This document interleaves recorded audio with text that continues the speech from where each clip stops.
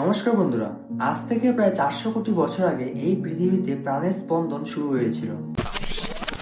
কোটি কোটি বছরের বিবর্তনের দীর্ঘ পথ পেরিয়ে আজ আমরা চারপাশে যে অগণিত উদ্ভিদ বা প্রাণী দেখি, তারা সবাই সেই বিবর্তনের ফলাফল। আমাদের চেনা এই জগতে এক অন্যান্য সদস্য হলো হোমো স্যাপিয়েন্স বা আধুনিক মানুষ। কিন্তু মানুষের মনে এক চিরন্তন প্রশ্ন আজও ঘুরপাক খায়, যদি মানুষ বানর থেকে বিবর্তন হয়ে থাকে, তবে আজও কেন পৃথিবীতে বানর টিকে আছে? কেনই বা শিম্পাঞ্জি বা গরিলা মানুষ হয়ে গেল না?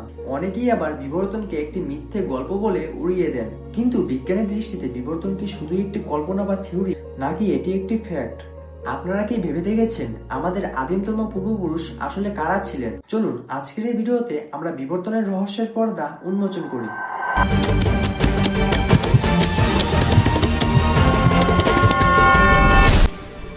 সাধারণ ভুল ধারণা, আমরা কি সরাসরি বানর থেকে এসেছি? শুরুতে একটি বড় ভুল ধারণা পরিষ্কার করা দরকার। পরিবর্তন কিন্তু কখনোই বলে না যে বানর সরাসরি মানুষে রূপান্তরিত হয়েছে, বরং বাস্তব হলো শিম্পাঞ্জি, গরিলা, বানর এবং মানুষের পূর্বপুরুষ ছিল একই বা ভিন্ন। বিবর্তনকে মনে করুন একটি বিশাল গাছের মতো।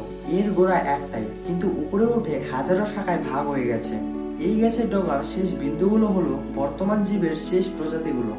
বর্তমানে কোনো এক মোড়ে আমাদের সেই ভিন্ন পূর্বপুরুষদের একটি দল একদিকে চলে যায়, যারা আজ শিম্পাঞ্জি, আর আরেক দল ভিন্ন পথে এগিয়ে গিয়ে মানুষে রূপান্তরিত হয়। সেই আদিম পূর্বপুরুষরা আজ আর আমাদের পৃথিবীতে নেই, কিন্তু তাদের উত্তরসূরি হিসেবে আমরা পৃথিবীতে বেঁচে আছি। 1859 সালে চার্লস ডারউইন তার যুগান্তকারী বইয়ে প্রকৃতির নির্বাচন বা ন্যাচারাল সিলেকশনের কথা বলেছিলেন।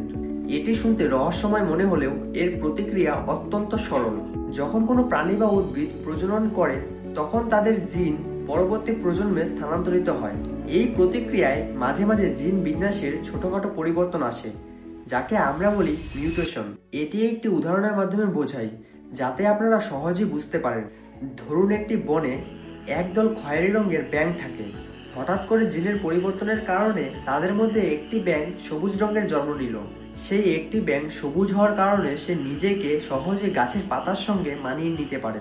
হঠাৎ করে একদিন সেই জঙ্গলে একটি সাপ শিকার করতে আসে, এবং সেই জঙ্গলে থাকা খয়েরি রঙের ব্যাঙগুলোকে সে সহজে দেখে ফেলে, এবং সেই ব্যাঙগুলোকে সহজে দেখার কারণে সেই ব্যাঙগুলোকে সহজে শিকার করে ফেলে। কিন্তু সেইখানে থাকা সবুজ রঙের ব্যাঙটি বেঁচে যায়। এই ব্যাঙটি পরে প্রজনন করে, এবং তার মাধ্যমে জন্ম নেওয়া পরবর্তী প্রজন্ম সবুজ হয়। এইভাবেই প্রকৃতি তাকে নির্বাচন করে যে তার পরিবেশের সঙ্গে নিজেকে সহজভাবে মানিয়ে নিতে পারে। একেই ডারউইন বলে survival of the fits. Fit মানে এইখানে বড় বাইসেপ বা শারীরিক শক্তি নয়, বরং পরিবেশের প্রতিকূলতায় নিজেকে টিকিয়ে রাখাই সব থেকে বড় উপযুক্ত। বর্তমানের ইতিহাস অনেক গভীরে প্রথিত। আমরা যদি সময়ের উল্টো দিকে যাত্রা করি, তবে দেখবে সব প্রাণী কোনো না কোনো কমন অ্যানসেস্টার বা সাধারণ পুরুষ রয়েছে। কোটি কোটি বছর আগে এই পৃথিবীতে আবির্ভাব ঘটে এক বিশেষ ধরনের ব্যাকটেরিয়ার, যার নাম সায়ানোব্যাকটেরিয়া।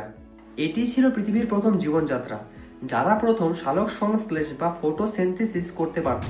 তারপর সূর্যের আলো আর জল ব্যবহার করে তারা অক্সিজেন তৈরি করতে শুরু করলো, আর সেই অক্সিজেনের কারণেই আজকের এই বৈচিত্র্যমান প্রাণের অস্তিত্ব সম্ভব হয়েছে। আজকের পৃথিবীতে প্রতিটি প্রাণী একটি ভারসাম্যের মধ্যে বাস করে, যেখানে সবাই নিজ নিজ পরিবেশে টিকে থাকার জন্য শ্রেষ্ঠতম উপায়ে অভিযোজিত হয়েছে। বিবর্তন শুধুমাত্র একটি তাৎক্ষণিক ম্যাজিক নয়, এটি কোটি কোটি বছরের এক ধৈর্যশীল পরিবর্তনের নাম।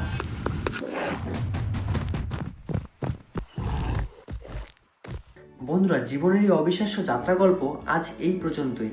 আমাদের এই অস্তিত্বের লড়াই এবং বিবর্তন নিয়ে আপনাদের মতামত কমেন্টে জানাতে ভুলবেন না। দেখা হবে পরবর্তী কোনো তথ্যমূলক ভিডিওতে।